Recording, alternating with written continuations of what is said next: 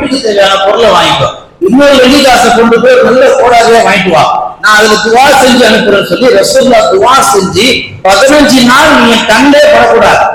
நீ காட்டுலதான் இருக்கணும், காட்டுலதான் விறகு வெட்டணும், 15 நாள் பெருசா நீ பார்வைக்கு நீ வரணும்னு சொல்லி அந்த சஹாபிய கையேந்துவதை விட்டு விட்டு அவர்களை ஊக்கப்படுத்தினார். வேற இடத்துல போய் 10 காசு கொடு, எனக்கு ஏதாவது ஒரு வழி உண்டாக்கிட்டா அப்படின்னு கேட்பதை ரசூல் ஸல்லல்லாஹு அலைஹி வஸல்லம் தன்னுடைய சஹாபாக்களுக்கு ஒரு கௌரவத்தை அற்புதமாக பாடம் நடத்தினார்கள். இன்றைக்கு 10th பாஸ் ஆனவங்க, 12th பாஸ் ஆனவங்க நல்ல மதிப்பெண் எடுக்கலாம்னு சொல்லி யாரோட உயர்ந்த உச்ச நட்சத்திரம் ஒரு 2 கிராம் தருகிறான்றதுக்காக வேண்டி ஒரு இஸ்லாமிய வாலிப பெண்ணுடைய ஷோல்டர் மேல அவன் கை போடுறான், பெற்றவங்க பார்த்துட்டு சும்மாதான் இருக்கிறார். இதுவே மகளால எவனா ஒருத்தர் கை போட்டா அவங்க சண்டைக்கு போறது. நீங்க எப்படி என் பொண்ணு மேல கை போடலாம், போட விட்டுருவீங்களா? மகளால யாராவது போட்டா நீங்க வச்சுன்னு இருக்கீங்களா? யாரோ ஒரு திரையுலகில் உச்ச நட்சத்திரம் ஒரு கை போடுறா, கொடுக்கிற 2 கிராமுக்கு ஒரு விதமான சபீட்டுக்கு, அதுக்கு பெற்றோர்கள் என்ன செய்யறாங்க, அதை அனுமதிக்கிறான். இஸ்லாம் உங்களுக்கு நல்ல கண்ணியத்தை தந்திருக்கு, நல்ல மரியாதை தந்திருக்கு. உங்களுடைய திறமைக்கு உலகமே உங்க காலுக்கு வந்தா நீங்க பிரச்சனை இல்லை. ஆனா அந்த உலகம் உங்க காலில் வர்றதுக்கு முன்னாடி உங்களை காலில் விட சொல்றாங்க, தூக்கி போட்டு வந்துடணும். சுயமரியாதை தான் ஒரு முஸ்லிமுக்கு அடிப்படை முக்கியம்.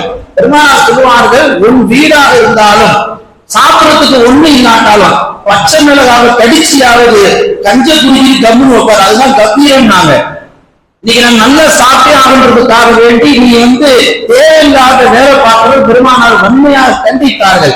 இன்னைக்கு என்ன இருக்குது, 10 காசு கையில இல்லாட்டாலும் அந்த பில்டப், அந்த சீனு, அந்த போராட்டமான ஒரு தந்தார் அடிக்கிறாங்க பாருங்க, அது ரொம்ப மோசமானது. ரசூல் ஸல்லல்லாஹு அலைஹி வஸல்லம் வன்மையா கண்டிச்சிருக்கிறாங்க. எனவே இந்த முஸ்லிம் சமூகம் தங்களுடைய பிள்ளைகளுக்கும் தங்களுடைய உறவினர்களுக்கும் தங்களுடைய குடும்பத்தில் உள்ள மக்கள் மத்தியிலும் எல்லோரும் சுயமரியாதையோடு வாழ வேண்டும் என்ற அந்த பண்பை சொல்லி தரணும். இல்லைன்னாக்கா எல்லோரும் என்ன செய்வார்கள், கேலி செய்வார்கள், இழிவு செய்வார்கள்.